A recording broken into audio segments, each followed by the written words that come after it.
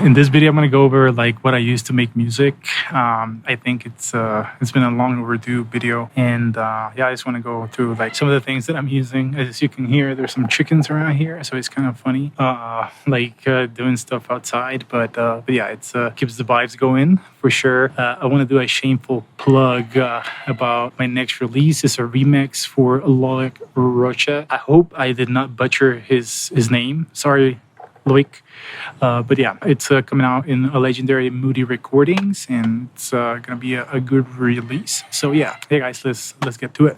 So the brains behind the operation is the Elektron Octatrack. It's kind of interesting, right? Because when I first bought the Octatrack, it was just like so overwhelming. But now, after I think it's a year that I've been using it, I love it. I mean, everything sample based. You can mangle sounds and all this other stuff. You can use the MIDI function as well to control other MIDI gear. So it's just really nice. The arpeggiator, it's amazing. My second go-to piece of gear, it's called the multi-clock. So the multi-clock is from this company called ERM. They're from Germany. So basically the multi-clock is what keeps everything in sync in my productions. Once you start using like different analog gear outside of like a DAW, the MIDI jitter just drives me insane. This took care of it, and now every time that I'm recording to my DAW and like whatever, after I'm done creating like the bones of a track, I use this and I record it to my DAW, and everything is in time. So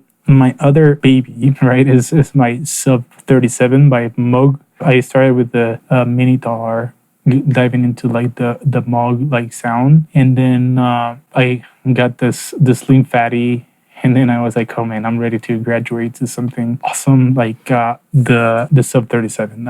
Almost every bass line in my productions comes from here, and now I've been diving more into like sound design after I got my modular, and like it all made sense after I was like patching cables, believe it or not. But this thing is just absolutely crazy.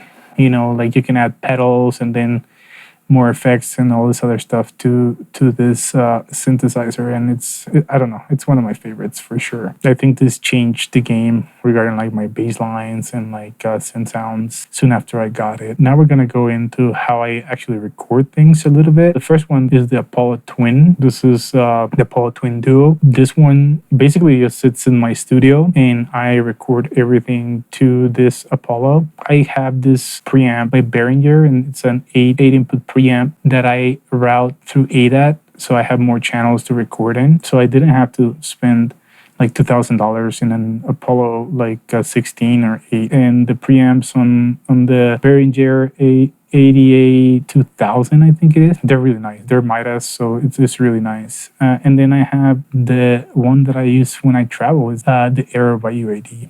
And the reason why I have this is you don't have to carry another cable like a power supply. You can just plug in Thunderbolt 3 and you're good to go. Though the DSP on this one is not as strong as the Apollo Twin, but it just gets the job done when I'm on like just traveling and I want to go and like finish tracks, without having to like sit at a studio. This is an amazing piece of gear. I'm gonna move to my small collection of pedals that I started. So I recently did a video on the June 60 with the Sub 37. So there's a video link in the notes, so check that out. That one emulates the chorus of the June 60. So it's kind of interesting, but it's more of a send effect. I think that the Juno 60, it has the internal circuitry that goes through of the synthesizer, so it's just different, but the sounds are similar. It's warm and it's analog. So yeah. Then I have the Reverb RV6 by Boss. Yeah, this one just, man, so many interesting sounds that you can make with it. And one of the reasons why I started getting pedals to use with my analog gear is that, man, let's keep it all analog. But this one has like so many different effects, and it affects the sound in a way that it gives it more of a lush sound. The flashback delay pedal, and the cool thing is that you have an app in your phone and you can like add patches to it with a microphone and all this other stuff. And then I just recently got the vintage delay from Behringer. I think it sounds great for what I use it for. I think it works really great for me. Then the other piece of gear that I recently acquired probably like 6 months ago It's the Digitone by Elektron. I'm a huge fan of Elektron machines. Honestly, like the architecture is just, man, amazing. And the fact that like bands like Radiohead have used it in their productions, it speaks really highly on like how amazing the products are, right? And the complexity of the architecture. And like, at first it might seem a little bit overwhelming, but I think after you get into it, man, it's just so nice to use. Then I have my first Elektron machine that I bought, man, like 4 or 5 years ago, is the Elektron Analog 4. I bought it on eBay. I beat out like 20 other guys that wanted it. I mean, it's like 4 boys synthesizer.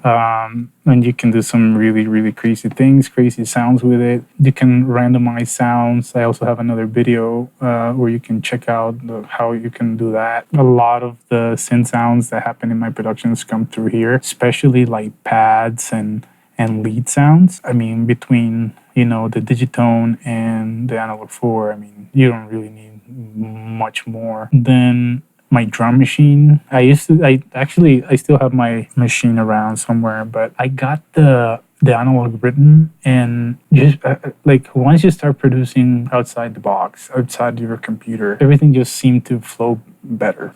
So like this drum machine is just amazing. You can add samples to the actual drum synth sounds and then make your own sounds. You can play samples in a chromatic scale, and again, like Elektron, amazing. I mean, the only 2 machines that I'm missing from Elektron are the Analog Heat and also the Digitac and Elektron. If by any random chance you want to send those over so I can like mess around with them and possibly buy them off of you with a discount, I would love that.